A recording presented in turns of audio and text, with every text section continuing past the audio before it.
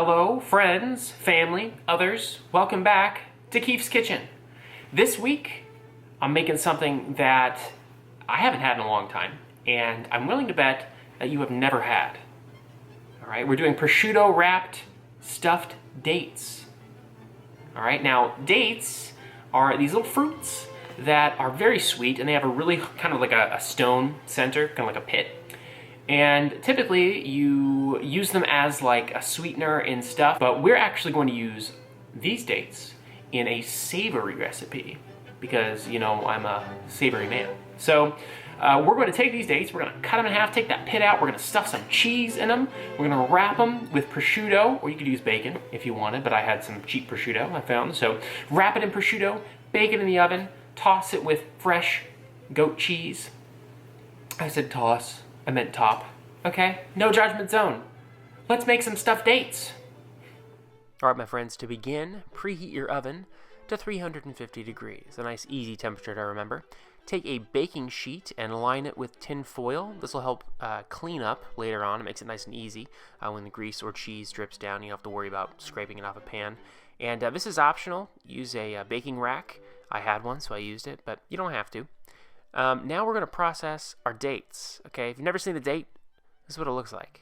All right, it's just kind of a weird brown wrinkly fruit. Gently cut into it. It's really soft. Cut into it to the center, and you'll notice that there is a pit. Peel that pit out, toss it off. We don't need it, okay?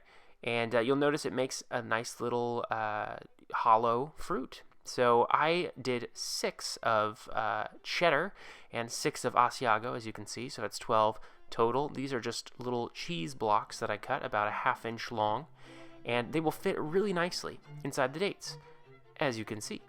Now, if they don't fit, if they're a little bit too large, just, you know, cut a little bit off the end. A little snack for you as you're cooking. Anyway, stuff the dates with the cheese, and once you've got them all done, we will grab the prosciutto or bacon. I used prosciutto for this. You could use bacon, but I had prosciutto, and I didn't have bacon, which is kind of weird. But anyway, so take your date and place it on the prosciutto or the bacon and wrap it up nicely into a nice little package.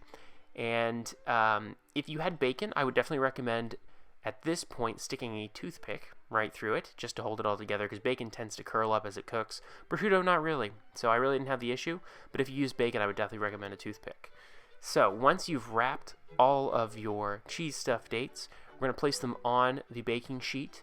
And make sure they're nice and spaced apart. And we'll put them we'll put them in the oven for the first time at 350 for about 20 minutes, turning halfway, so at the 10-minute mark.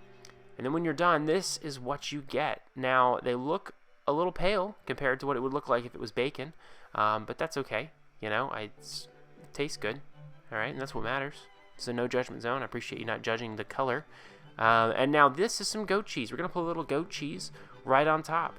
And I used a little bit too much. But again, that's okay. This is a no judgment zone. And I appreciate you not judging me.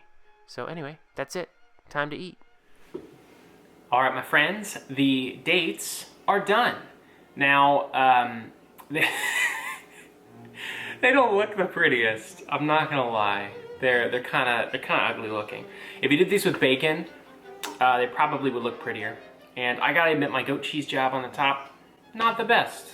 Okay, but you know what? This is a no judgment zone, and I appreciate you not judging me. So, without further ado, let's give this one. I believe this is an Asiago. Ow, it's hot. This is an Asiago one. Let's give it a taste. I'm just gonna go. I'm gonna do the whole thing.